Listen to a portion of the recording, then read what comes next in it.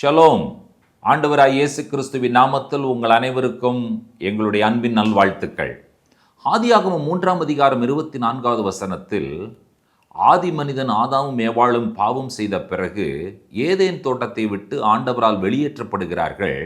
கர்த்தர் ஏதேன் தோட்டத்தை கேருபீன்களையும் வீசிக்கொண்டிருக்கிற சுடரொளி பட்டயத்தையும் வைத்து அவர் பாதுகாக்கிறார் என்று சொல்லி நாம் வாசிக்கிறோம்.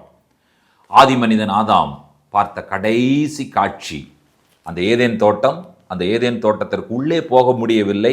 அதற்கு காரணம் கேருபீன்கள் வைக்கப்பட்டிருக்கிறது, வீசிக்கொண்டிருக்கிற சுடரொளி பட்டயம் வைக்கப்பட்டிருக்கிறது. ஆண்டவர் என்ன செய்கிறார்? ஜீவ மரத்திற்கு போகக்கூடிய அந்த வழியை காவல் செய்கிறார். இப்பொழுது இந்த துக்கத்தோடு வேதனையோடு வந்த மனிதனை திரும்பவுமாக ஏதேன் தோட்டத்திற்குள்ளாக ஆண்டவர் கொண்டு வர வேண்டும். நீங்கள் ஆசரிப்பு கூடாரத்தை பற்றிய தகவல்களை யாத்ராகமத்தின் புஸ்தகம் 25ஆம் அதிகாரத்தில் படிக்கும் பொழுது அதிலே 18வது வசனத்தில் கேருபீன்களை ஆண்டவர் செய்ய சொல்லி அதை உடன்படிக்கை பெட்டியின் மேலே வைக்க சொல்லி சொல்லுகிறதை நீங்கள் வாசிக்கிறீர்கள். இந்த உடன்படிக்கை பெட்டி எங்கே வைக்கப்படுகிறது என்று சொன்னால், மகா பரிசுத்த ஸ்தலத்திலே வைக்கப்படுகிற உடன்படிக்கை பெட்டி. இப்ப இந்த உடன்படிக்கை பெட்டியை யாரும் பார்க்க முடியாது. வருஷத்திற்கு ஒரு முறை ஆரோன் உள்ளே நுழையும் பொழுது, யாம் கீப்பர் அன்றைக்கு உள்ளே நுழையும் பொழுது மட்டும்தான் பார்க்க முடியும்.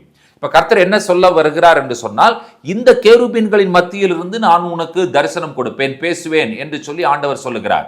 இதை 2 சாமுவேல் 6ஆம் அதிகாரம் 2வது வசனத்தில் வாசிப்பீர்கள் என்று சொன்னால், கேருபீன்களின் நடுவே வாசமாயிருக்கிற சேனைகளின் கர்த்தர் என்று சொல்லி சாமுவேல் புஸ்தகத்தில் நாம் வாசிக்கிறோம். ஏசாயா சொல்லும் பொழுது 37ஆம் அதிகாரம் 16வது வசனத்துல, சேனைகளின் கர்த்தாவே, கேருபீன்களின் மத்தியில் வாசம் பண்ணுகிற இஸ்ரவேலின் தேவனே என்று சொல்லி சொல்லுகிறதை பார்க்கிறோம். அப்போ நம்ம என்ன புரிந்து கொள்கிறோம் என்று சொன்னால், நம்முடைய தேவன் கேருபீன்களின் மத்தியில் வாசம் பண்ணுகிற தேவன். இந்த கேருபீன்களை எங்கே பார்க்கிறீர்கள்? ஆசரிப்பு கூடாரத்தினுடைய மகா பரிசுத்த ஸ்தலத்தில் உடன்படிக்கை பெட்டியிலே நீங்கள் பார்க்கிறீர்கள். இப்பொழுது நாம் என்ன செய்ய வேண்டும் என்று சொன்னால், இந்த கேருபீன்களை கடந்து நாம் ஆண்டவரை தரிசிக்க வேண்டும். ஏதேன் தோட்டத்திற்குள்ளாக, பரலோகத்திற்குள்ளாக போக வேண்டும். அதற்கு என்ன வழி? பிதாவாகிய தேவன் அவருடைய ஒரே பேரான குமாரனை இந்த பூலோகத்திற்கு அனுப்பினார். அவர் மரித்தார், அவர் அடக்கம் பண்ணப்பட்டார், உயிரோடு எழுந்தார். என்ன நடந்தது?